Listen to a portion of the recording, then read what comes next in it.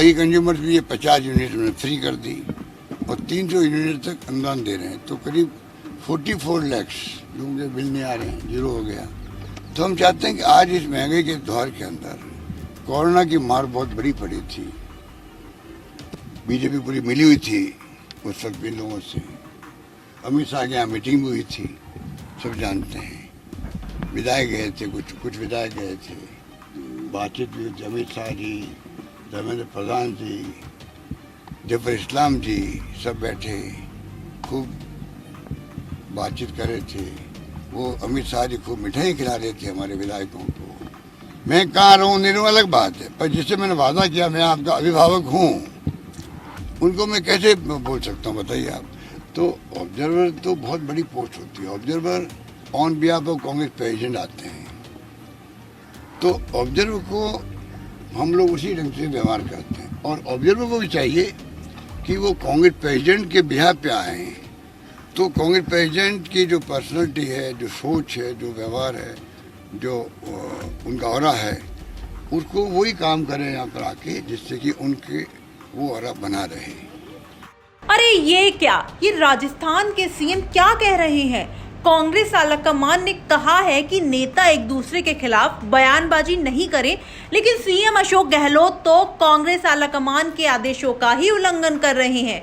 आलाकमान की सख्त हिदायत के बाद अधिकांश विधायकों और मंत्रियों की बयानबाजी पर भले ही विराम लग गया हो, लेकिन अब मुख्यमंत्री अशोक गहलोत खुलकर 2 साल पहले उनकी खिलाफत करने वाले पायलट खेमे का विरोध कर रहे हैं। पहले सीएम गहलोत को सुनिए कि आखिर उन्होंने क्या कहा।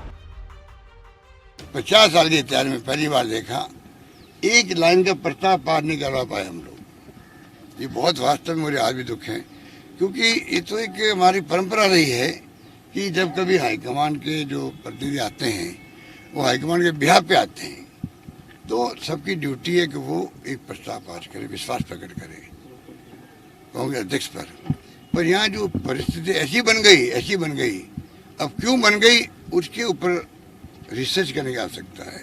ऐसी नौबत क्यों आ गई कि मेरी बात भी नहीं मानने लगे लोग।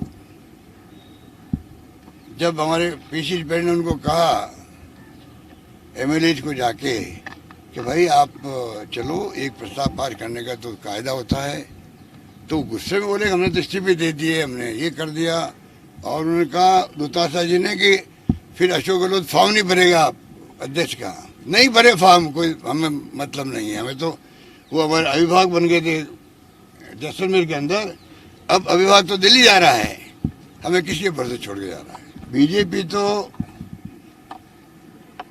हर वक्त ये कोशिश करेगी कैसे सरकार को डिस्टर्ब करें, अनस्टेबल करें, कैसे सरकार बस चले गिरा दें, जो गिरा नहीं पाए थे उस वक्त भी। वो बीजेपी पूरी मिली हुई थी उस वक्त भी लोगों से, अमित शाह के यहाँ मीटिंग भी हुई थी, सब जानते हैं, विधायक गए थे, कुछ विधायक गए थे, बातचीत भी हुई थी, अमित शाह जी, धर्मेंद्र प्रधान जी, जफर इस्लाम जी सब बैठे खूब बातचीत कर रहे थे।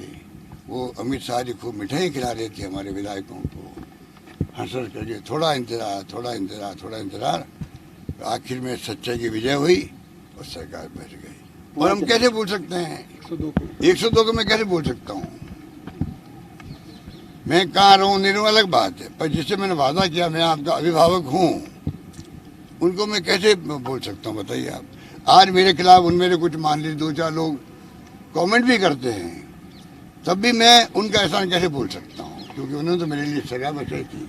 बाद में कई स्पेलिंग बदल जाती है, कई गलत फहमी हो जाती है, परंतु सरकार बचाने में तो उस वक्त 10 करोड़ में मिल रहे थे। बाहर जाने वाले होटल से बाहर जाने वाले को 10 करोड़ की ऑफर थी। और जब गवर्नर साहब ने डेट फिक्स कर दी मीटिंग की, असेंबली बुलाने की, तब तो 10, 20, 30, 40, 50 कुछ भी ले लीजिए। हमारे विधायकों के पास फोन आते थे, आम जनता के भी कार्यकर्ताओं के साथ, चाहे आपको 3 महीने रहने पड़े होटल के अंदर, रहो पर मजबूत रहो।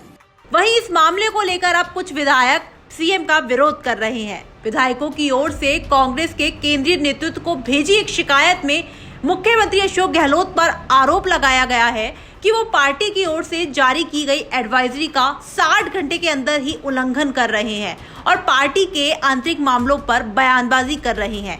इस पर कार्रवाई की मांग की गई है।